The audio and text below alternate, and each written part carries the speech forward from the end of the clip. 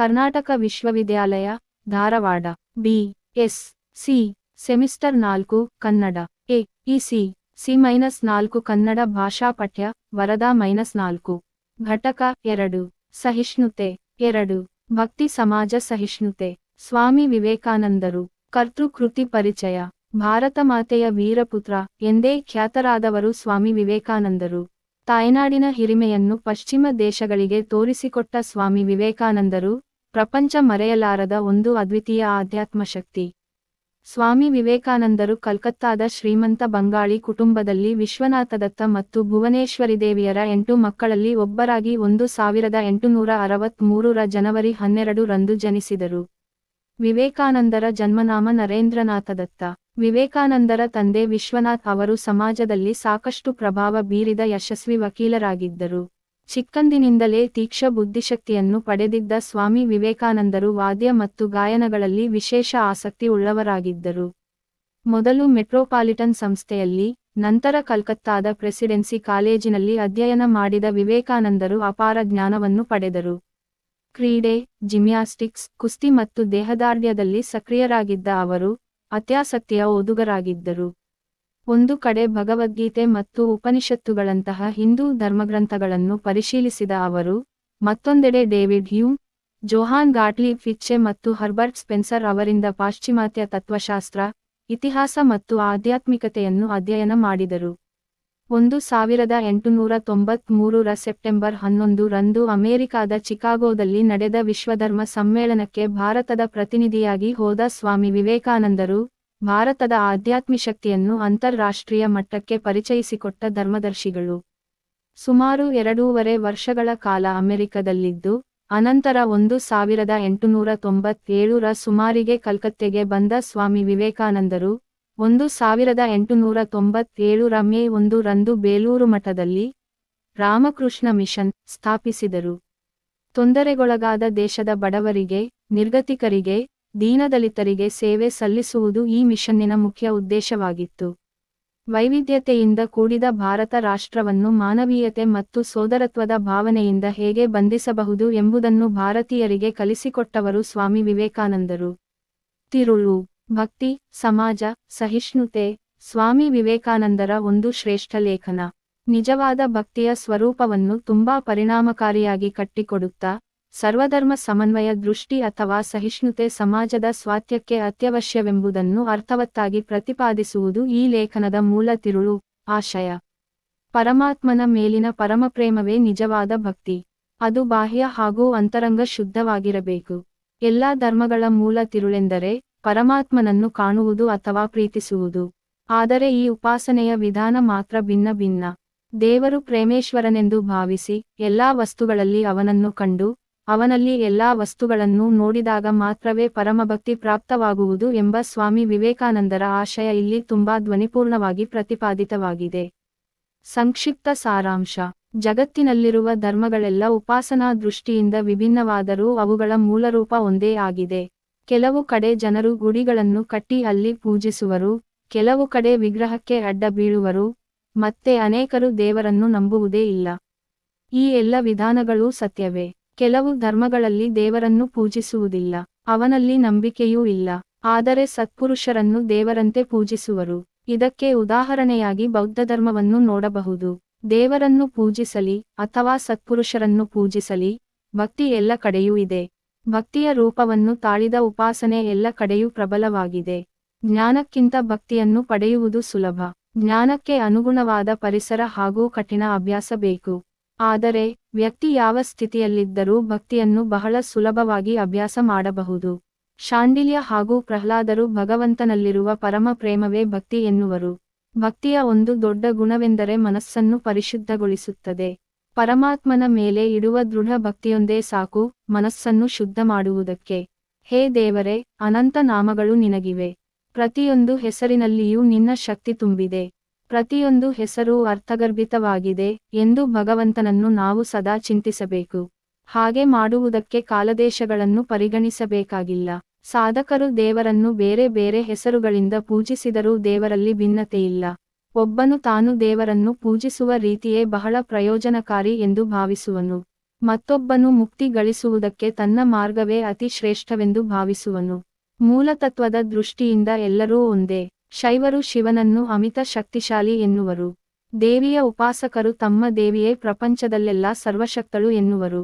ನಿಮಗೆ ಶಾಶ್ವತ ಭಕ್ತಿ ಬೇಕಾದರೆ ದ್ವೇಷಭಾವನೆಯನ್ನು ತ್ಯಜಿಸಿ. ಏಕೆಂದರೆ ಭಕ್ತಿಮಾರ್ಗಕ್ಕೆ ದ್ವೇಷ ದೊಡ್ಡ ಆತಂಕ. ಯಾವ ಭಕ್ತ ಯಾರನ್ನು ದ್ವೇಷಿಸುವುದಿಲ್ಲವೋ ಅವನು ದೇವರನ್ನು ಸೇರುತ್ತಾನೆ. ಪ್ರತಿಯೊಬ್ಬರ ಸ್ವಭಾವವೂ ಬೇರೆ ಬೇರೆಯಾದುದರಿಂದ ಪ್ರಪಂಚದಲ್ಲಿ ಒಂದೇ ಧರ್ಮ ಇರಲಾರದು. ಸದ್ಯಕ್ಕೆ ದೇವರ ದಯೆಯಿಂದ ಒಂದೇ ಧರ್ಮವಿಲ್ಲದಿರಲಿ.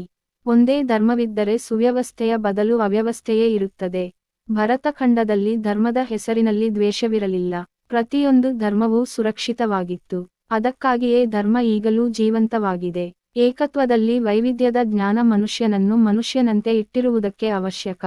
ಪ್ರತಿಯೊಂದರಲ್ಲಿಯೂ ವೈವಿಧ್ಯವನ್ನು ನಾವು ಕಾಪಾಡಬೇಕು. ವೈವಿಧ್ಯ ಇರುವವರಿಗೆ ಸೃಷ್ಟಿ ಇರುವುದು. ವೈವಿಧ್ಯ ಎಂದರೆ ಪ್ರತಿಯೊಬ್ಬನೂ ತನ್ನ ಜೀವನ ಕಾರ್ಯಕ್ಷೇತ್ರದಲ್ಲಿ ತನ್ನ ಪಾಲಿನ ಪಾತ್ರವನ್ನು ಸರಿಯಾಗಿ ಅಭಿನಯಿಸುವುದು.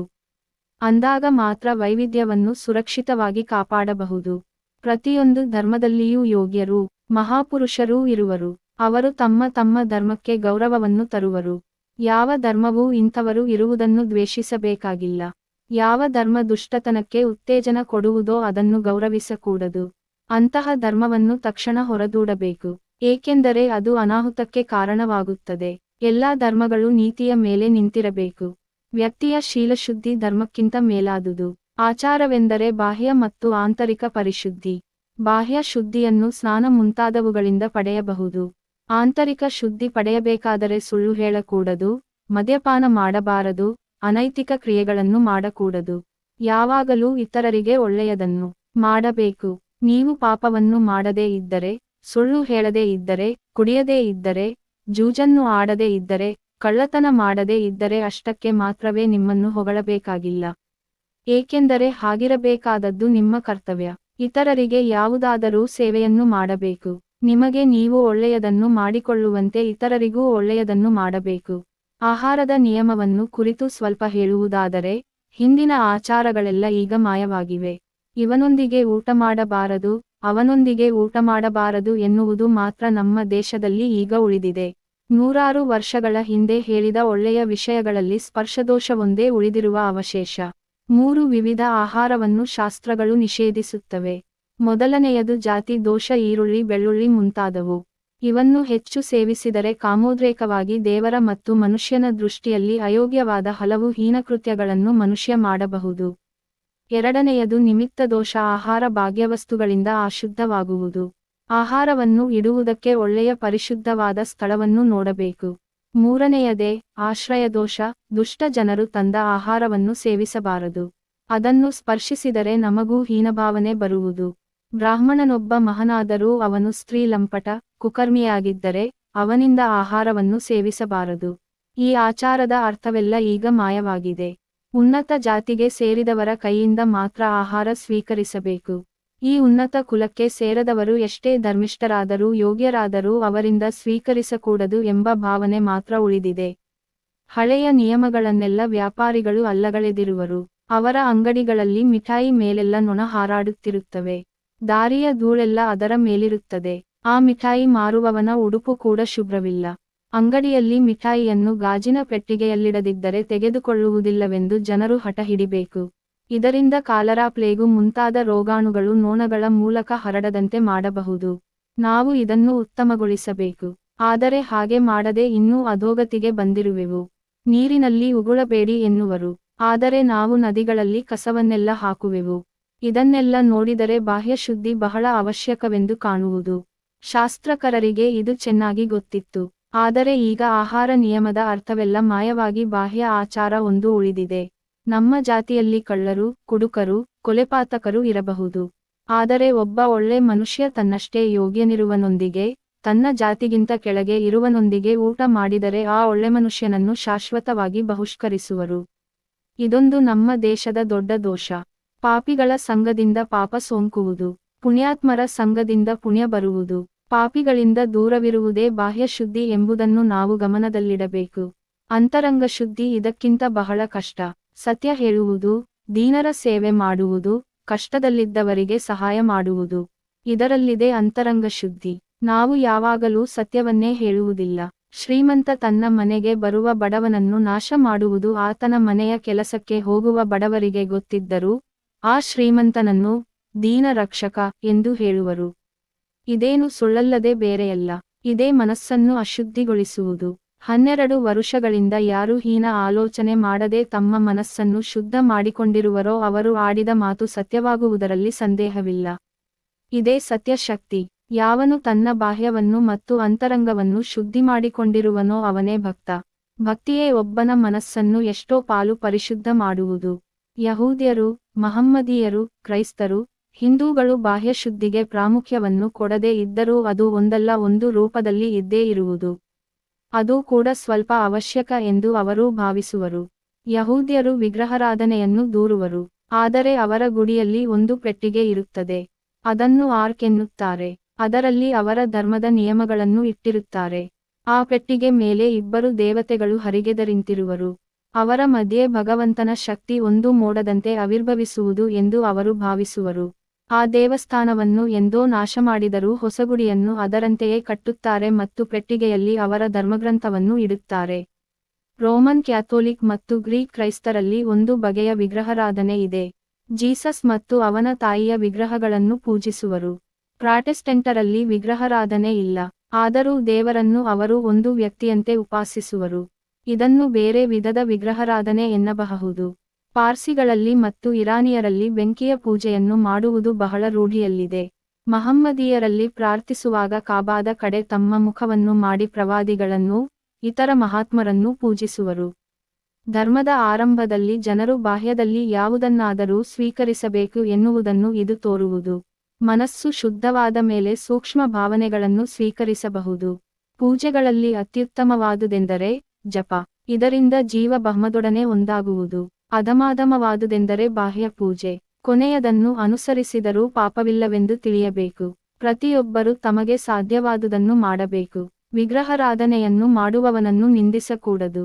ಆದುದರಿಂದ ಅವನು ಅದನ್ನು ಇಟ್ಟುಕೊಳ್ಳಲಿ. ಬುದ್ಧಿವಂತರು ಅಂಥವರಿಗೆ ಸಹಾಯ ಮಾಡಿ ಉತ್ತಮ ಆದರ್ಶದೆಡೆಗೆ ಅವನನ್ನು ಒಯ್ಯಬೇಕು.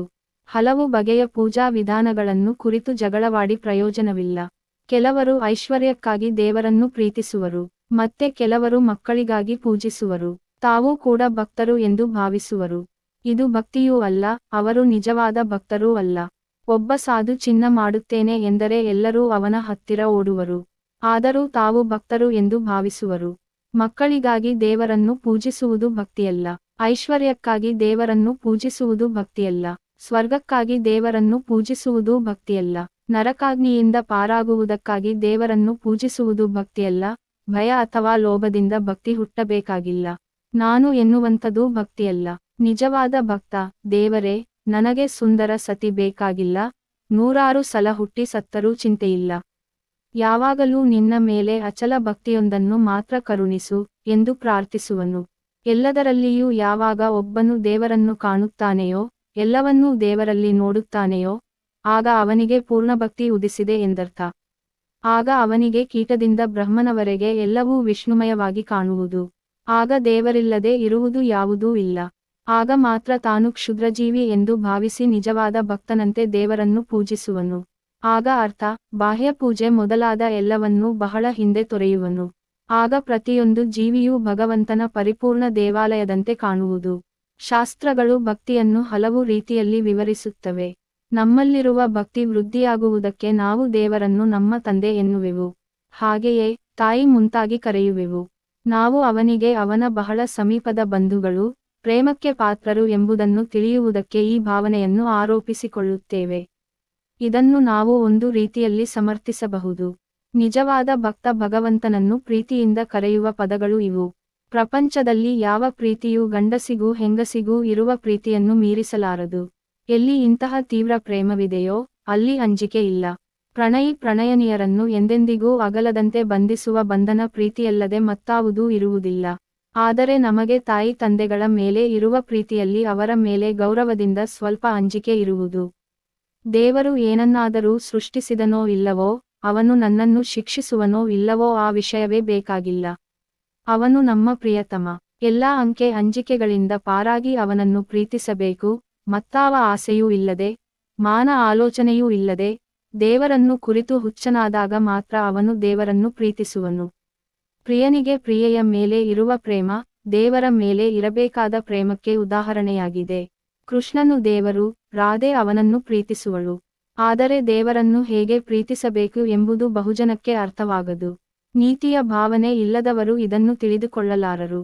ಪಾಪಂಚಿಕ ಆಲೋಚನೆಯನ್ನೆಲ್ಲ ತ್ಯಜಿಸಿ ಶುದ್ಧ ಧಾರ್ಮಿಕ ಆಧ್ಯಾತ್ಮಿಕ ವಾತಾವರಣದಲ್ಲಿದ್ದರೆ ಆಗ ಮಾತ್ರ ಅವರು ಅವಿದ್ಯಾವಂತರಾಗಿದ್ದರೂ ಇಂತಹ ಅತಿಸೂಕ್ಷ್ಮ ವಿಷಯಗಳನ್ನು ತಿಳಿದುಕೊಳ್ಳಬಲ್ಲರು. ಪ್ರಪಂಚದಲ್ಲಿ ಕೆಲವರು ದೇವರ ಹೆಸರನ್ನು ಕೇಳಿದೊಡನೆಯೇ ಭಾವೋನ್ನತರಾಗುವರು. ಅವನ ವಿಷಯವನ್ನು ಓದುವಾಗ ಸಂತೋಷದಿಂದ ಕಂಬನಿಗಳನ್ನು ಸುರಿಸುವರು. ಇವರೇ ನಿಜವಾದ ಭಕ್ತರು. ಧರ್ಮದ ಪ್ರಾರಂಭಾವಸ್ಥೆಯಲ್ಲಿ ಭಕ್ತ ದೇವರನ್ನು ತನ್ನ ಸ್ವಾಮಿ ಎಂದೂ ತಾನು ಆತನ ಸೇವಕನೆಂದೂ ಯೋಚಿಸುವನು. ತನ್ನ ಜೀವನಕ್ಕೆ ಆಧಾರವಾದುದನ್ನೆಲ್ಲ ಕರುಣಿಸಿದುದಕ್ಕೆ ಅವನಿಗೆ ಚಿರುಣಿಯಾಗಿರುವನು.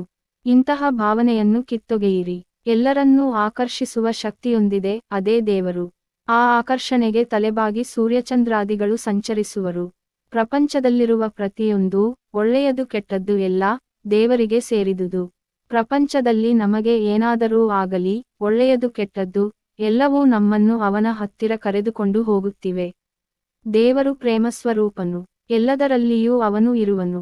ಪ್ರತಿಯೊಬ್ಬರಿಗೂ ಗೊತ್ತಾಗಲಿ ಗೊತ್ತಾಗದೇ ಇರಲಿ ಎಲ್ಲರೂ ದೇವರೆಡೆಗೆ ಆಕರ್ಷಿತರಾಗುತ್ತಿರುವರು. ಹೆಂಡತಿ ತನ್ನ ಗಂಡನನ್ನು ಪ್ರೀತಿಸಿದರೆ ತನ್ನ ಗಂಡನಲ್ಲಿರುವ ದೈವೀಭಾವನೆ ಈ ಆಕರ್ಷಣೆಗೆ ಕಾರಣ ಎನ್ನುವುದನ್ನು ಅವಳು ಅರಿಯಳು. ಪ್ರೇಮೇಶ್ವರನು ಮಾತ್ರ ಪೂಜ್ಯಯೋಗ್ಯನು. ಎಲ್ಲಿಯವರೆಗೂ ಅವನನ್ನು ಸೃಷ್ಟಿ ಸ್ಥಿತಿ ಪಾಲಕ ಎಂದು ನೋಡುತ್ತಿರುವೆವೋ ಅಲ್ಲಿಯವರೆಗೆ ಬಾಹ್ಯಪೂಜೆಯನ್ನು ಮಾಡಬಹುದು. ಆದರೆ ಎಂದು ಇದನ್ನು ತ್ಯಜಿಸಿ ಅವನು ಪ್ರೇಮೇಶ್ವರನೆಂದು ಭಾವಿಸಿ ಎಲ್ಲಾ ವಸ್ತುಗಳಲ್ಲಿ ಅವನನ್ನು ಕಂಡು ಅವನಲ್ಲಿ ಎಲ್ಲಾ ವಸ್ತುಗಳನ್ನು ನೋಡುವೆವೋ ಆಗ ಪರಮಭಕ್ತಿ ಪ್ರಾಪ್ತವಾಗುವುದು. 2 ಅಂಕದ ಪ್ರಶ್ನೋತ್ತರಗಳು. ಪ್ರಶ್ನೆ 1. ಭಕ್ತಿ, ಸಮಾಜ, ಸಹಿಷ್ಣುತೆ. ಲೇಖನದ ಕರ್ತೃ ಯಾರು? ಉತ್ತರ: ಭಕ್ತಿ, ಸಮಾಜ, ಸಹಿಷ್ಣುತೆ. ಲೇಖನದ ಕರ್ತೃ ಸ್ವಾಮಿ ವಿವೇಕಾನಂದರು. ಭಾರತದ ಅದ್ವಿತೀಯ ಆಧ್ಯಾತ್ಮ ಶಕ್ತಿಯೆಂದರೆ ಸ್ವಾಮಿ ವಿವೇಕಾನಂದರು. ಪ್ರಶ್ನೆ 2. ಭಕ್ತಿ, ಸಮಾಜ, ಸಹಿಷ್ಣುತೆ. ಲೇಖನದ ತಿರುಳೇನು? ಉತ್ತರ: ಜಗತ್ತಿನ ಎಲ್ಲ ಧರ್ಮಗಳ ಉದ್ದೇಶ ಪರಮಾತ್ಮನನ್ನು ಪ್ರೀತಿಸುವುದು. ಇದೇ ನಿಜವಾದ ಭಕ್ತಿ ಮತ್ತು ಸಹಿಷ್ಣುತೆ. ಇದು ಸಮಾಜದ ಶ್ರೇಯಸ್ಸಿಗೆ ಒಳಿತು ಎನ್ನುವ ಸ್ವಾಮೀಜಿಯವರ ನಿಲುವು ಈ ಲೇಖನದ ಮೂಲ ಆಶಯ. ತಿರುಳು. ಪ್ರಶ್ನೆ 3. ಜಗತ್ತಿನ ಎಲ್ಲ ಧರ್ಮಗಳ ಮೂಲ ರೂಪವೇನು? ಉತ್ತರ: ಜಗತ್ತಿನ ಎಲ್ಲ ಧರ್ಮಗಳ ಮೂಲ ರೂಪ ಒಂದೇ. ಅದು ಪರಮಾತ್ಮನನ್ನು ಕಾಣುವುದು.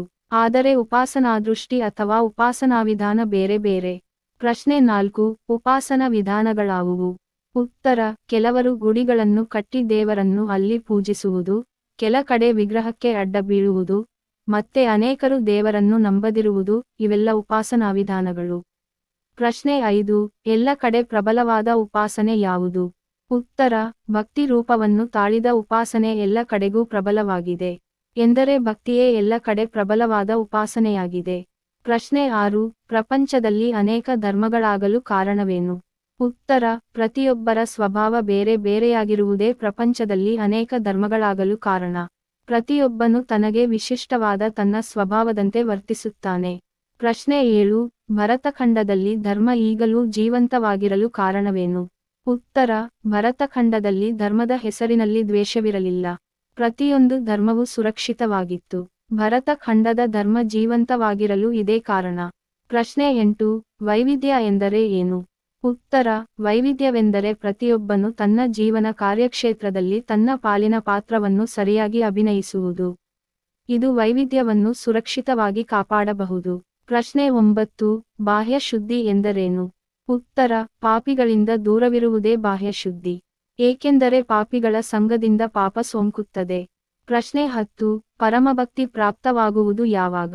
ಉತ್ತರ: ಪರಮಾತ್ಮನನ್ನು ಪ್ರೇಮೇಶ್ವರನೆಂದು ಭಾವಿಸಿ ಎಲ್ಲಾ ವಸ್ತುಗಳಲ್ಲಿ ಅವನನ್ನು ಕಂಡು ಅವನಲ್ಲಿ ಎಲ್ಲಾ ವಸ್ತುಗಳನ್ನು ಯಾವಾಗ ನೋಡುತ್ತೇವೆಯೋ ಆವಾಗಲೇ ಪರಮಭಕ್ತಿ ಪ್ರಾಪ್ತವಾಗುವುದು. 5 ಅಂಕದ ಪ್ರಶ್ನೋತ್ತರಗಳು. ಪ್ರಶ್ನೆ 1. ಆಹಾರ ನಿಯಮವನ್ನು ಕುರಿತು ಸ್ವಾಮೀಜಿಯವರ ನಿಲುವೇನು? ವಿವರಿಸಿ. ಉತ್ತರ: ಆಹಾರ ನಿಯಮವನ್ನು ಕುರಿತು ಸ್ವಾಮೀಜಿಯವರ ನಿಲುವು ತುಂಬಾ ವಿಶಿಷ್ಟವಾದುದು. ಅವರ ಪ್ರಕಾರ ಆಹಾರ ನಿಯಮಗಳನ್ನು ಕುರಿತ ಹಿಂದಿನ ಆಚರಣೆಗಳೆಲ್ಲ ಈಗ ಮಾಯವಾಗಿವೆ. ಇವನೊಂದಿಗೆ ಊಟ ಮಾಡಬಾರದು, ಅವನೊಂದಿಗೆ ಊಟ ಮಾಡಬಾರದು ಎನ್ನುವುದು ಮಾತ್ರ ನಮ್ಮ ದೇಶದಲ್ಲಿ ಈಗ ಉಳಿದಿದೆ. ನೂರಾರು ವರ್ಷಗಳ ಹಿಂದೆ ಹೇಳಿದ ಒಳ್ಳೆಯ ವಿಷಯಗಳಲ್ಲಿ ಸ್ಪರ್ಶದೋಷವೊಂದೇ ಉಳಿದಿರುವ ಅವಶೇಷ. 3 ವಿವಿಧ ಆಹಾರವನ್ನು ಶಾಸ್ತ್ರಗಳು ನಿಷೇಧಿಸುತ್ತವೆ. ಮೊದಲನೆಯದು ಜಾತಿ ದೋಷ, ಈರುಳ್ಳಿ, ಬೆಳ್ಳುಳ್ಳಿ ಮುಂತಾದವು. ಇವನ್ನು ಹೆಚ್ಚು ಸೇವಿಸಿದರೆ ಕಾಮೋದ್ರೇಕವಾಗಿ ದೇವರ ಮತ್ತು ಮನುಷ್ಯನ ದೃಷ್ಟಿಯಲ್ಲಿ ಅಯೋಗ್ಯವಾದ ಹಲವು ಹೀನಕೃತ್ಯಗಳನ್ನು ಮನುಷ್ಯ ಮಾಡಬಹುದು. ಎರಡನೆಯದು ನಿಮಿತ್ತ ದೋಷ, ಆಹಾರ ಭಾಗ್ಯವಸ್ತುಗಳಿಂದ ಅಶುದ್ಧವಾಗುವುದು. ಆಹಾರವನ್ನು ಇಡುವುದಕ್ಕೆ ಒಳ್ಳೆಯ ಪರಿಶುದ್ಧವಾದ ಸ್ಥಳವನ್ನು ನೋಡಬೇಕು. ಮೂರನೆಯದೇ ಆಶ್ರಯದೋಷ. ದುಷ್ಟ ಜನರು ತಂದ ಆಹಾರವನ್ನು ಸೇವಿಸಬಾರದು. ಅದನ್ನು ಸ್ಪರ್ಶಿಸಿದರೆ ನಮಗೂ ಹೀನಭಾವನೆ ಬರುವುದು. ಬ್ರಾಹ್ಮಣನೊಬ್ಬ ಮಹನಾದರೂ ಅವನು ಸ್ತ್ರೀ ಲಂಪಟ, ಕುಕರ್ಮಿಯಾಗಿದ್ದರೆ ಅವನಿಂದ ಆಹಾರವನ್ನು ಸೇವಿಸಬಾರದು. ಇದು ಆಹಾರ ನಿಯಮವನ್ನು ಕುರಿತ ಸ್ವಾಮೀಜಿಯವರ ನಿಲುವು. ಪ್ರಶ್ನೆ 2. ಸ್ವಾಮೀಜಿಯವರ ಪ್ರಕಾರ ಬಾಹ್ಯ ಶುದ್ಧಿ ಎಂದರೇನು? ವಿವರಿಸಿ. ಉತ್ತರ. ಸ್ವಾಮೀಜಿಯವರ ಪ್ರಕಾರ ಹಳೆಯ ಆಹಾರದ ನಿಯಮಗಳನ್ನೆಲ್ಲ ವ್ಯಾಪಾರಿಗಳು ಅಲ್ಲಗಳೆದಿದ್ದಾರೆ. ಅವರ ಅಂಗಡಿಗಳಲ್ಲಿ ಮಿಠಾಯಿ ಮೇಲೆಲ್ಲ ನೊಣ ಹಾರಾಡುತ್ತಿರುವುದನ್ನು ಕಾಣುತ್ತವೆ. ದಾರಿಯ ಧೂಳೆಲ್ಲ ಅದರ ಮೇಲಿರುತ್ತದೆ. ಆ ಮಿಠಾಯಿ ಮಾರುವವನ ಉಡುಪು ಕೂಡ ಶುಭ್ರವಾಗಿರುವುದಿಲ್ಲ. ಅಂಗಡಿಯಲ್ಲಿ ಮಿಠಾಯಿಯನ್ನು ಗಾಜಿನ ಪೆಟ್ಟಿಗೆಯಲ್ಲಿಡದಿದ್ದರೆ ತೆಗೆದುಕೊಳ್ಳುವುದಿಲ್ಲವೆಂದು ಜನರು ಹಠ ಹಿಡಿಬೇಕು. ಇದರಿಂದ ಕಾಲರಾ, ಪ್ಲೇಗು ಮುಂತಾದ ರೋಗಾಣುಗಳು ನೊಣಗಳ ಮೂಲಕ ಹರಡದಂತೆ ಮಾಡಬಹುದು. ನಾವು ಇದನ್ನು ಉತ್ತಮಗೊಳಿಸಬೇಕು. ಆದರೆ ಹಾಗೆ ಮಾಡದೆ ಇನ್ನೂ ಅಧೋಗತಿಗೆ ಬಂದಿದ್ದೇವೆ. ನೀರಿನಲ್ಲಿ ಉಗುಳಬೇಡಿ ಎನ್ನುವ ನಾವೇ ನದಿಗಳಲ್ಲಿ ಕಸವನ್ನೆಲ್ಲ ಹಾಕುತ್ತೇವೆ.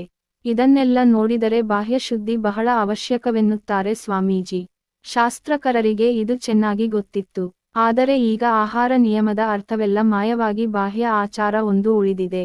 ನಮ್ಮ ಜಾತಿಯಲ್ಲಿ ಕಳ್ಳರು, ಕುಡುಕರು, ಕೊಲೆಪಾತಕರು ಇರಬಹುದು. ಆದರೆ ಒಬ್ಬ ಒಳ್ಳೆ ಮನುಷ್ಯ ತನ್ನಷ್ಟೇ ಯೋಗ್ಯನಿರುವನೊಂದಿಗೆ, ತನ್ನ ಜಾತಿಗಿಂತ ಕೆಳಗೆ ಇರುವ ಆತನೊಂದಿಗೆ ಊಟ ಮಾಡಿದರೆ ಆ ಒಳ್ಳೆ ಮನುಷ್ಯನನ್ನು ಶಾಶ್ವತವಾಗಿ ಬಹಿಷ್ಕರಿಸುತ್ತಾರೆ. ಇದೊಂದು ನಮ್ಮ ದೇಶದ ದೊಡ್ಡ ದೋಷ.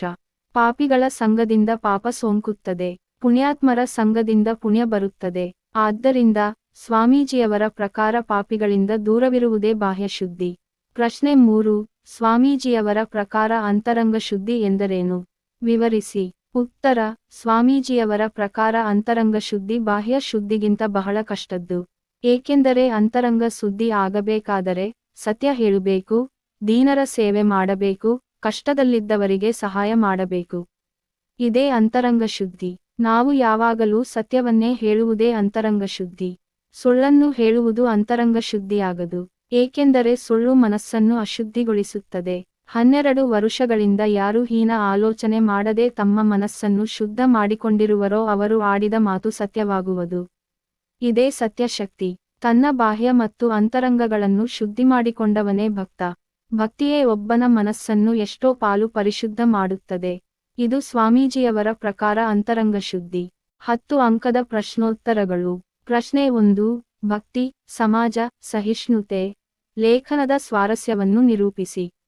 ಅಥವಾ ಪ್ರಶ್ನೆ 2. ಸ್ವಾಮೀಜಿಯವರ ದೃಷ್ಟಿಯಲ್ಲಿ ಭಕ್ತಿ, ಸಮಾಜ, ಸಹಿಷ್ಣುತೆ ಕುರಿತು ವಿವೇಚಿಸಿ. ಅಥವಾ ಪ್ರಶ್ನೆ 3. ಜಗತ್ತಿನ ಎಲ್ಲ ಧರ್ಮಗಳ ಉದ್ದೇಶ ಪರಮಾತ್ಮನನ್ನು ಪ್ರೀತಿಸುವುದು. ಇದೇ ನಿಜವಾದ ಭಕ್ತಿ, ಸಮಾಜ, ಶ್ರೇಯಸ್ಸು, ಸಹಿಷ್ಣುತೆ ಎಂಬುದನ್ನು ಸ್ವಾಮೀಜಿಯವರು ಪ್ರತಿಪಾದಿಸುವುದು ಹೇಗೆ? ವಿಶ್ಲೇಷಿಸಿ. ಉತ್ತರ. ಭಾರತ ಮಾತೆಯ ವೀರಪುತ್ರ ಎಂದೇ ಖ್ಯಾತರಾದವರು ಸ್ವಾಮಿ ವಿವೇಕಾನಂದರು. ತಾಯ್ನಾಡಿನ ಹಿರಿಮೆಯನ್ನು ಪಶ್ಚಿಮ ದೇಶಗಳಿಗೆ ತೋರಿಸಿಕೊಟ್ಟ ಸ್ವಾಮಿ ವಿವೇಕಾನಂದರು ಪ್ರಪಂಚ ಮರೆಯಲಾರದ ಒಂದು ಅದ್ವಿತೀಯ ಆಧ್ಯಾತ್ಮ ಶಕ್ತಿ. ಜಗತ್ತಿನಲ್ಲಿರುವ ಧರ್ಮಗಳ ಮೂಲರೂಪ ಒಂದೇ ಆಗಿದೆ. ಆದರೆ ಉಪಾಸನಾ ದೃಷ್ಟಿಯಿಂದ ಮಾತ್ರ ವಿಭಿನ್ನವಾಗಿದೆ. ಕೆಲ ಕಡೆ ಗುಡಿಗಳನ್ನು ಕಟ್ಟಿ ಪೂಜಿಸಿದರೆ ಕೆಲ ಕಡೆ ವಿಗ್ರಹಕ್ಕೆ ಅಡ್ಡ ಬೀಳುತ್ತಾರೆ. ಮತ್ತೆ ಅನೇಕರು ದೇವರನ್ನು ನಂಬುವುದೇ ಇಲ್ಲ. ಈ ಎಲ್ಲ ವಿಧಾನಗಳೂ ಸತ್ಯವೇ. ಕೆಲವು ಧರ್ಮಗಳಲ್ಲಿ ದೇವರನ್ನು ಪೂಜಿಸುವುದಿಲ್ಲ, ಅವನಲ್ಲಿ ನಂಬಿಕೆಯೂ ಇಲ್ಲ. ಆದರೆ ಸತ್ಪುರುಷರನ್ನು ದೇವರಂತೆ ಪೂಜಿಸುತ್ತಾರೆ. ದೇವರನ್ನು ಪೂಜಿಸಲಿ ಅಥವಾ ಸತ್ಪುರುಷರನ್ನು ಪೂಜಿಸಲಿ, ಭಕ್ತಿ ಎಲ್ಲ ಕಡೆಯೂ ಇದೆ. ಭಕ್ತಿಯ ರೂಪವನ್ನು ತಾಳಿದ ಉಪಾಸನೆ ಎಲ್ಲ ಕಡೆಯೂ ಪ್ರಬಲವಾಗಿದೆ. ಶಾಂಡಿಲ್ಯ ಹಾಗೂ ಪ್ರಹ್ಲಾದರ ಪ್ರಕಾರ ಭಗವಂತನಲ್ಲಿರುವ ಪರಮಪ್ರೇಮವೇ ಭಕ್ತಿ. ಭಕ್ತಿಯ ಒಂದು ದೊಡ್ಡ ಗುಣವೆಂದರೆ ಮನಸ್ಸನ್ನು ಪರಿಶುದ್ಧಗೊಳಿಸುವುದು. ಮನಸ್ಸನ್ನು ಶುದ್ಧ ಮಾಡಲು ಪರಮಾತ್ಮನ ಮೇಲೆ ಇಡುವ ದೃಢ ಭಕ್ತಿಯೊಂದೇ ಸಾಕು. ಭಗವಂತನನ್ನು ನಾವು ಸದಾ ಚಿಂತಿಸಬೇಕು. ಹಾಗೆ ಮಾಡುವುದಕ್ಕೆ ಕಾಲದೇಶಗಳನ್ನು ಪರಿಗಣಿಸಬೇಕಾಗಿಲ್ಲ. ಸಾಧಕರು ದೇವರನ್ನು ಬೇರೆ ಬೇರೆ ಹೆಸರುಗಳಿಂದ ಪೂಜಿಸಿದರೂ ದೇವರಲ್ಲಿ ಭಿನ್ನತೆಯಿಲ್ಲ. ಒಬ್ಬನು ತಾನು ದೇವರನ್ನು ಪೂಜಿಸುವ ರೀತಿಯೇ ಬಹಳ ಪ್ರಯೋಜನಕಾರಿ ಎಂದು ಭಾವಿಸಿದರೆ ಮತ್ತೊಬ್ಬನು ಮುಕ್ತಿ ಗಳಿಸುವುದಕ್ಕೆ ತನ್ನ ಮಾರ್ಗವೇ ಅತಿ ಶ್ರೇಷ್ಠವೆಂದು ಭಾವಿಸುತ್ತಾನೆ. ಮೂಲತತ್ವದ ದೃಷ್ಟಿಯಿಂದ ಎಲ್ಲರೂ ಒಂದೇ. ಶೈವರು ಶಿವನನ್ನು ಅಮಿತ ಶಕ್ತಿಶಾಲಿ ಎನ್ನುತ್ತಾರೆ. ದೇವಿಯ ಉಪಾಸಕರು ತಮ್ಮ ದೇವಿಯೇ ಪ್ರಪಂಚದಲ್ಲೆಲ್ಲ ಸರ್ವಶಕ್ತಳು ಎನ್ನುತ್ತಾರೆ. ನಮಗೆ ಶಾಶ್ವತ ಭಕ್ತಿ ಬೇಕಾದರೆ ದ್ವೇಷಭಾವನೆಯನ್ನು ತ್ಯಜಿಸಬೇಕು. ಏಕೆಂದರೆ ಭಕ್ತಿಮಾರ್ಗಕ್ಕೆ ದ್ವೇಷ ದೊಡ್ಡ ಆತಂಕ. ಯಾರನ್ನೂ ದ್ವೇಷಿಸದ ಭಕ್ತ ದೇವರನ್ನು ಸೇರುತ್ತಾನೆ. ಪ್ರತಿಯೊಬ್ಬರ ಸ್ವಭಾವವೂ ಬೇರೆ ಬೇರೆಯಾದುದರಿಂದ ಪ್ರಪಂಚದಲ್ಲಿ ಒಂದೇ ಧರ್ಮ ಇರಲಾರದು. ಸದ್ಯಕ್ಕೆ ದೇವರ ದಯೆಯಿಂದ ಒಂದೇ ಧರ್ಮವಿಲ್ಲದಿರಲಿ. ಒಂದೇ ಧರ್ಮವಿದ್ದರೆ ಸುವ್ಯವಸ್ಥೆಯ ಬದಲು ಅವ್ಯವಸ್ಥೆಯೇ ಇರುತ್ತದೆ ಎನ್ನುವುದು ಸ್ವಾಮೀಜಿಯವರ ನಿಲುವು. ಭರತಖಂಡದಲ್ಲಿ ಧರ್ಮದ ಹೆಸರಿನಲ್ಲಿ ದ್ವೇಷವಿರಲಿಲ್ಲ. ಪ್ರತಿಯೊಂದು ಧರ್ಮವೂ ಸುರಕ್ಷಿತವಾಗಿತ್ತು. ಅದಕ್ಕಾಗಿಯೇ ಧರ್ಮ ಈಗಲೂ ಜೀವಂತವಾಗಿದೆ. ಪ್ರತಿಯೊಂದು ಧರ್ಮದಲ್ಲಿಯೂ ಯೋಗ್ಯರೂ ಮಹಾಪುರುಷರೂ ಇರುತ್ತಾರೆ. ಅವರು ತಮ್ಮ ತಮ್ಮ ಧರ್ಮಕ್ಕೆ ಗೌರವವನ್ನು ತರುತ್ತಾರೆ. ಯಾವ ಧರ್ಮವೂ ಇಂಥವರು ಇರುವುದನ್ನು ದ್ವೇಷಿಸಬೇಕಾಗಿಲ್ಲ. ದುಷ್ಟತನಕ್ಕೆ ಉತ್ತೇಜನ ಕೊಡುವ ಧರ್ಮವನ್ನು ಗೌರವಿಸಕೂಡದು. ಅಂತಹ ಧರ್ಮವನ್ನು ತಕ್ಷಣ ಹೊರದೂಡಬೇಕು. ಏಕೆಂದರೆ ಅದು ಅನಾಹುತಕ್ಕೆ ಕಾರಣವಾಗುತ್ತದೆ. ಎಲ್ಲಾ ಧರ್ಮಗಳು ನೀತಿಯ ಮೇಲೆ ನಿಂತಿರಬೇಕು. ವ್ಯಕ್ತಿಯ ಶೀಲಶುದ್ಧಿ ಧರ್ಮಕ್ಕಿಂತ ಮೇಲಾದುದು. ಆಚಾರವೆಂದರೆ ಬಾಹ್ಯ ಮತ್ತು ಆಂತರಿಕ ಪರಿಶುದ್ಧಿ. ಬಾಹ್ಯ ಶುದ್ಧಿಯನ್ನು ಸ್ನಾನ ಮುಂತಾದವುಗಳಿಂದ ಪಡೆಯಬಹುದು. ಆಂತರಿಕ ಶುದ್ಧಿ ಪಡೆಯಬೇಕಾದರೆ ಸುಳ್ಳು ಹೇಳಕೂಡದು, ಮದ್ಯಪಾನ ಮಾಡಬಾರದು, ಅನೈತಿಕ ಕ್ರಿಯೆಗಳನ್ನು ಮಾಡಕೂಡದು. ಯಾವಾಗಲೂ ಇತರರಿಗೆ ಒಳ್ಳೆಯದನ್ನು ಮಾಡಬೇಕು. ನೀವು ಪಾಪವನ್ನು ಮಾಡದೇ ಇದ್ದರೆ, ಸುಳ್ಳು ಹೇಳದೇ ಇದ್ದರೆ, ಕುಡಿಯದೇ ಇದ್ದರೆ, ಜೂಜನ್ನು ಆಡದೇ ಇದ್ದರೆ, ಕಳ್ಳತನ ಮಾಡದೇ ಇದ್ದರೆ ಅಷ್ಟಕ್ಕೆ ಮಾತ್ರವೇ ನಿಮ್ಮನ್ನು ಹೊಗಳಬೇಕಾಗಿಲ್ಲ. ಏಕೆಂದರೆ ಹಾಗಿರಬೇಕಾದದ್ದು ನಿಮ್ಮ ಕರ್ತವ್ಯ. ಇತರರಿಗೆ ಯಾವುದಾದರೂ ಸೇವೆಯನ್ನು ಮಾಡಬೇಕು. ನಿಮಗೆ ನೀವು ಒಳ್ಳೆಯದನ್ನು ಮಾಡಿಕೊಳ್ಳುವಂತೆ ಇತರರಿಗೂ ಒಳ್ಳೆಯದನ್ನು ಮಾಡಬೇಕು ಎನ್ನುತ್ತಾರೆ ಸ್ವಾಮೀಜಿ. ಸ್ವಾಮೀಜಿ ಅವರ ಬಾಹ್ಯ ಹಾಗೂ ಅಂತರಂಗ ಪರಿಶುದ್ಧತೆಯ ಪರಿಕಲ್ಪನೆ ತುಂಬಾ ವಿಶಿಷ್ಟವಾದದ್ದು. ಪಾಪಿಗಳ ಸಂಗದಿಂದ ಪಾಪ ಸೋಂಕುತ್ತದೆ. ಪುಣ್ಯಾತ್ಮರ ಸಂಗದಿಂದ ಪುಣ್ಯ ಬರುತ್ತದೆ. ಪಾಪಿಗಳಿಂದ ದೂರವಿರುವುದೇ ಬಾಹ್ಯ ಶುದ್ಧಿ ಎನ್ನುತ್ತಾರೆ ಸ್ವಾಮೀಜಿ. ಅಂತರಂಗ ಶುದ್ಧಿ ಬಾಹ್ಯ ಶುದ್ಧಿಗಿಂತ ಬಹಳ ಕಷ್ಟ. ಸತ್ಯ ಹೇಳುವುದು, ದೀನರ ಸೇವೆ ಮಾಡುವುದು, ಕಷ್ಟದಲ್ಲಿದ್ದವರಿಗೆ ಸಹಾಯ ಮಾಡುವುದು ಇದೇ ಅಂತರಂಗ ಶುದ್ಧಿ. ನಾವು ಯಾವಾಗಲೂ ಸತ್ಯವನ್ನೇ ಹೇಳಬೇಕು, ಸುಳ್ಳು ಹೇಳಬಾರದು. ಸುಳ್ಳು ನಮ್ಮ ಮನಸ್ಸನ್ನು ಅಶುದ್ಧಿಗೊಳಿಸುತ್ತದೆ. ಹೀನ ಆಲೋಚನೆ ಮಾಡದೆ ಮನಸ್ಸನ್ನು ಶುದ್ಧ ಮಾಡಿಕೊಂಡವರು ಆಡಿದ ಮಾತು ಸತ್ಯವಾಗುವುದರಲ್ಲಿ ಸಂದೇಹವಿಲ್ಲ. ಇದೇ ಸತ್ಯಶಕ್ತಿ. ಯಾವನು ತನ್ನ ಬಾಹ್ಯವನ್ನು ಮತ್ತು ಅಂತರಂಗವನ್ನು ಶುದ್ಧಿ ಮಾಡಿಕೊಂಡಿರುವನೋ ಅವನೇ ಭಕ್ತ. ಭಕ್ತಿ ಮನಸ್ಸನ್ನು ಎಷ್ಟೋ ಪಾಲು ಪರಿಶುದ್ಧ ಮಾಡುತ್ತದೆ. ಯಹೂದ್ಯರು, ಮಹಮ್ಮದೀಯರು, ಕ್ರೈಸ್ತರು, ಹಿಂದೂಗಳು ಬಾಹ್ಯ ಶುದ್ಧಿಗೆ ಪ್ರಾಮುಖ್ಯವನ್ನು ಕೊಡದಿದ್ದರೂ ಅದು ಒಂದಲ್ಲ ಒಂದು ರೂಪದಲ್ಲಿ ಇದ್ದೇ ಇರುತ್ತದೆ. ಯಹೂದ್ಯರು ವಿಗ್ರಹಾರಾಧನೆಯನ್ನು ದೂರುತ್ತಾರೆ. ಆದರೆ ಅವರ ಗುಡಿಯಲ್ಲಿ ಒಂದು ಪೆಟ್ಟಿಗೆ ಇರುತ್ತದೆ. ಅದನ್ನು ಆರ್ಕ್ ಎನ್ನುತ್ತಾರೆ. ಅದರಲ್ಲಿ ಅವರ ಧರ್ಮದ ನಿಯಮಗಳನ್ನು ಇಟ್ಟಿರುತ್ತಾರೆ. ಆ ಪೆಟ್ಟಿಗೆ ಮೇಲೆ ಇಬ್ಬರು ದೇವತೆಗಳು ಹರಿಗೆದರಿಂತಿರುತ್ತಾರೆ. ಅವರ ಮಧ್ಯೆ ಭಗವಂತನ ಶಕ್ತಿ ಒಂದು ಮೋಡದಂತೆ ಆವಿರ್ಭವಿಸುತ್ತದೆ ಎಂದು ಅವರು ಭಾವಿಸುತ್ತಾರೆ. ಆ ದೇವಸ್ಥಾನವನ್ನು ಎಂದೋ ನಾಶ ಮಾಡಿದರೂ ಹೊಸಗುಡಿಯನ್ನು ಅದರಂತೆಯೇ ಕಟ್ಟುತ್ತಾರೆ ಮತ್ತು ಪೆಟ್ಟಿಗೆಯಲ್ಲಿ ಅವರ ಧರ್ಮಗ್ರಂಥವನ್ನು ಇಡುತ್ತಾರೆ. ರೋಮನ್ ಕ್ಯಾಥೋಲಿಕ್ ಮತ್ತು ಗ್ರೀಕ್ ಕ್ರೈಸ್ತರಲ್ಲಿ ಒಂದು ಬಗೆಯ ವಿಗ್ರಹಾರಾಧನೆ ಇದೆ. ಜೀಸಸ್ ಮತ್ತು ಅವನ ತಾಯಿಯ ವಿಗ್ರಹಗಳನ್ನು ಪೂಜಿಸುತ್ತಾರೆ. ಪ್ರಾಟೆಸ್ಟೆಂಟರಲ್ಲಿ ವಿಗ್ರಹಾರಾಧನೆ ಇಲ್ಲ. ಆದರೂ ದೇವರನ್ನು ಅವರು ಒಂದು ವ್ಯಕ್ತಿಯಂತೆ ಉಪಾಸಿಸುತ್ತಾರೆ. ಇದನ್ನು ಬೇರೆ ವಿಧದ ವಿಗ್ರಹಾರಾಧನೆ ಎನ್ನಬಹುದು. ಪಾರ್ಸಿಗಳಲ್ಲಿ ಮತ್ತು ಇರಾನಿಯರಲ್ಲಿ ಬೆಂಕಿಯ ಪೂಜೆಯನ್ನು ಮಾಡುವುದು ಬಹಳ ರೂಢಿಯಲ್ಲಿದೆ.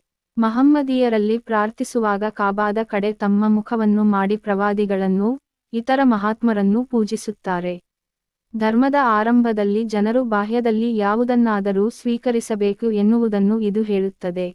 ಮನಸ್ಸು ಶುದ್ಧವಾದ ಮೇಲೆ ಸೂಕ್ಷ್ಮ ಭಾವನೆಗಳನ್ನು ಸ್ವೀಕರಿಸಬಹುದು. ಪೂಜೆಗಳಲ್ಲಿ ಅತ್ಯುತ್ತಮವಾದುದೆಂದರೆ ಜಪ. ಇದರಿಂದ ಜೀವ ಬ್ರಹ್ಮದೊಡನೆ ಒಂದಾಗುವುದು. ಅಧಮಾಧಮವಾದುದೆಂದರೆ ಬಾಹ್ಯ ಪೂಜೆ. ಈ ಬಾಹ್ಯ ಪೂಜೆಯನ್ನು ಅನುಸರಿಸಿದರೂ ಪಾಪವಿಲ್ಲವೆನ್ನುತ್ತಾರೆ ಸ್ವಾಮೀಜಿ. ಏಕೆಂದರೆ ಅವರ ಪ್ರಕಾರ ಪ್ರತಿಯೊಬ್ಬರು ತಮಗೆ ಸಾಧ್ಯವಾದುದನ್ನು ಮಾಡಬೇಕು. ವಿಗ್ರಹಾರಾಧನೆಯನ್ನು ಮಾಡುವವನನ್ನು ನಿಂದಿಸಕೂಡದು. ಅವನು ವಿಗ್ರಹಾರಾಧನೆ ಮಾಡಲಿ. ಬುದ್ಧಿವಂತರು ಅಂತವರಿಗೆ ಸಹಾಯ ಮಾಡಿ ಉತ್ತಮ ಆದರ್ಶದೆಡೆಗೆ ಅವನನ್ನು ಒಯ್ಯಬೇಕು. ಹಲವು ಬಗೆಯ ಪೂಜಾ ವಿಧಾನಗಳನ್ನು ಕುರಿತು ಜಗಳವಾಡಿ ಪ್ರಯೋಜನವಿಲ್ಲ ಎಂಬುದು ಸ್ವಾಮೀಜಿಯವರ ನಿಲುವು. ಕೆಲವರು ಐಶ್ವರ್ಯಕ್ಕಾಗಿ ದೇವರನ್ನು ಪ್ರೀತಿಸಿದರೆ, ಮತ್ತೆ ಕೆಲವರು ಮಕ್ಕಳಿಗಾಗಿ ಪೂಜಿಸುತ್ತಾರೆ. ತಾವೂ ಕೂಡ ಭಕ್ತರು ಎಂದು ಭಾವಿಸುತ್ತಾರೆ. ಇದು ಭಕ್ತಿಯೂ ಅಲ್ಲ, ಅವರು ನಿಜವಾದ ಭಕ್ತರೂ ಅಲ್ಲ ಎನ್ನುತ್ತಾರೆ ಸ್ವಾಮೀಜಿ. ನಿಜವಾದ ಭಕ್ತಿ ಎಂದರೆ ಆಶಾರಹಿತವಾಗಿರಬೇಕು. ಆದ್ದರಿಂದ ಮಕ್ಕಳಿಗಾಗಿ ದೇವರನ್ನು ಪೂಜಿಸುವುದು ಭಕ್ತಿಯಲ್ಲ. ಐಶ್ವರ್ಯಕ್ಕಾಗಿ ದೇವರನ್ನು ಪೂಜಿಸುವುದು ಭಕ್ತಿಯಲ್ಲ. ಸ್ವರ್ಗಕ್ಕಾಗಿ ದೇವರನ್ನು ಪೂಜಿಸುವುದು ಭಕ್ತಿಯಲ್ಲ. ನರಕಾಗ್ನಿಯಿಂದ ಪಾರಾಗುವುದಕ್ಕಾಗಿ ದೇವರನ್ನು ಪೂಜಿಸುವುದು ಭಕ್ತಿಯಲ್ಲ. ಭಯ ಅಥವಾ ಲೋಭದಿಂದ ಭಕ್ತಿ ಹುಟ್ಟಬೇಕಾಗಿಲ್ಲ. ನಾನು ಎನ್ನುವಂಥದ್ದು ಭಕ್ತಿಯಲ್ಲ. ನಿಜವಾದ ಭಕ್ತ ತನ್ನ ಮೇಲೆ ಅಚಲ ಭಕ್ತಿಯೊಂದನ್ನು ಮಾತ್ರ ಕರುಣಿಸುವಂತೆ ದೇವರಲ್ಲಿ ಪ್ರಾರ್ಥಿಸುತ್ತಾನೆ. ಎಲ್ಲದರಲ್ಲಿಯೂ ಯಾವಾಗ ಒಬ್ಬನು ದೇವರನ್ನು ಕಾಣುತ್ತಾನೆಯೋ, ಎಲ್ಲವನ್ನೂ ದೇವರಲ್ಲಿ ನೋಡುತ್ತಾನೆಯೋ, ಆಗ ಅವನಿಗೆ ಪೂರ್ಣಭಕ್ತಿ ಉದಿಸಿದೆ ಎಂದರ್ಥ. ಆಗ ಅವನಿಗೆ ಕೀಟದಿಂದ ಬ್ರಹ್ಮನವರೆಗೆ ಎಲ್ಲವೂ ವಿಷ್ಣುಮಯವಾಗಿ ಕಾಣುತ್ತದೆ. ಆಗ ದೇವರಿಲ್ಲದೆ ಇರುವುದು ಯಾವುದೂ ಇಲ್ಲ. ಆಗ ಮಾತ್ರ ತಾನು ಕ್ಷುದ್ರಜೀವಿ ಎಂದು ಭಾವಿಸಿ ನಿಜವಾದ ಭಕ್ತನಂತೆ ದೇವರನ್ನು ಪೂಜಿಸುತ್ತಾನೆ. ಆಗ ಅರ್ಥ, ಬಾಹ್ಯ ಪೂಜೆ ಮೊದಲಾದ ಎಲ್ಲವನ್ನೂ ತೊರೆಯುತ್ತಾನೆ. ಆಗ ಪ್ರತಿಯೊಂದು ಜೀವಿಯೂ ಭಗವಂತನ ಪರಿಪೂರ್ಣ ದೇವಾಲಯದಂತೆ ಕಾಣುತ್ತದೆ. ಶಾಸ್ತ್ರಗಳು ಭಕ್ತಿಯನ್ನು ಹಲವು ರೀತಿಯಲ್ಲಿ ವಿವರಿಸುತ್ತವೆ. ನಮ್ಮಲ್ಲಿರುವ ಭಕ್ತಿ ವೃದ್ಧಿಯಾಗುವುದಕ್ಕೆ ನಾವು ದೇವರನ್ನು ನಮ್ಮ ತಂದೆ ಎನ್ನುತ್ತೇವೆ. ಹಾಗೆಯೇ ತಾಯಿ ಮುಂತಾಗಿ ಕರೆಯುತ್ತೇವೆ. ನಾವು ಅವನಿಗೆ ಅವನ ಬಹಳ ಸಮೀಪದ ಬಂಧುಗಳು, ಪ್ರೇಮಕ್ಕೆ ಪಾತ್ರರು ಎಂಬುದನ್ನು ತಿಳಿಯುವುದಕ್ಕೆ ಈ ಭಾವನೆಯನ್ನು ಆರೋಪಿಸಿಕೊಳ್ಳುತ್ತೇವೆ. ಇದನ್ನು ನಾವು ಒಂದು ರೀತಿಯಲ್ಲಿ ಸಮರ್ಥಿಸಬಹುದು. ನಿಜವಾದ ಭಕ್ತ ಭಗವಂತನನ್ನು ಪ್ರೀತಿಯಿಂದ ಕರೆಯುವ ಪದಗಳು ಇವು. ಪ್ರಪಂಚದಲ್ಲಿ ಯಾವ ಪ್ರೀತಿಯೂ ಗಂಡಸಿಗೂ ಹೆಂಗಸಿಗೂ ಇರುವ ಪ್ರೀತಿಯನ್ನು ಮೀರಿಸಲಾರದು. ಎಲ್ಲಿ ಇಂತಹ ತೀವ್ರ ಪ್ರೇಮವಿದೆಯೋ ಅಲ್ಲಿ ಅಂಜಿಕೆ ಇಲ್ಲ. ಪ್ರಣಯಿ ಪ್ರಣಯನಿಯರನ್ನು ಎಂದೆಂದಿಗೂ ಅಗಲದಂತೆ ಬಂಧಿಸುವ ಬಂಧನ ಪ್ರೀತಿಯಲ್ಲದೆ ಮತ್ತಾವುದೂ ಇರುವುದಿಲ್ಲ. ಆದರೆ ನಮಗೆ ತಾಯಿ ತಂದೆಗಳ ಮೇಲೆ ಇರುವ ಪ್ರೀತಿಯಲ್ಲಿ ಅವರ ಮೇಲೆ ಗೌರವದಿಂದ ಸ್ವಲ್ಪ ಅಂಜಿಕೆ ಇರುವುದು. ದೇವರು ಏನನ್ನಾದರೂ ಸೃಷ್ಟಿಸಿದನೋ ಇಲ್ಲವೋ, ಅವನು ನನ್ನನ್ನು ಶಿಕ್ಷಿಸುವನೋ ಇಲ್ಲವೋ ಆ ವಿಷಯವೇ ಬೇಕಾಗಿಲ್ಲ. ಅವನು ನಮ್ಮ ಪ್ರಿಯತಮ. ಎಲ್ಲಾ ಅಂಕೆ ಅಂಜಿಕೆಗಳಿಂದ ಪಾರಾಗಿ ಅವನನ್ನು ಪ್ರೀತಿಸಬೇಕು. ಮತ್ತಾವ ಆಸೆಯೂ ಇಲ್ಲದೆ, ಮಾನ ಆಲೋಚನೆಯೂ ಇಲ್ಲದೆ, ದೇವರನ್ನು ಕುರಿತು ಹುಚ್ಚನಾದಾಗ ಮಾತ್ರ ಅವನು ದೇವರನ್ನು ಪ್ರೀತಿಸುತ್ತಾನೆ. ಪ್ರಿಯನಿಗೆ ಪ್ರಿಯೆಯ ಮೇಲೆ ಇರುವ ಪ್ರೇಮ, ದೇವರ ಮೇಲೆ ಇರಬೇಕಾದ ಪ್ರೇಮಕ್ಕೆ ಉದಾಹರಣೆಯಾಗಿದೆ. ಕೃಷ್ಣನು ದೇವರು, ರಾಧೆ ಅವನನ್ನು ಪ್ರೀತಿಸುವಳು. ಆದರೆ ದೇವರನ್ನು ಹೇಗೆ ಪ್ರೀತಿಸಬೇಕು ಎಂಬುದು ಬಹುಜನಕ್ಕೆ ಅರ್ಥವಾಗದು. ನೀತಿಯ ಭಾವನೆ ಇಲ್ಲದವರು ಇದನ್ನು ತಿಳಿದುಕೊಳ್ಳಲಾರರು.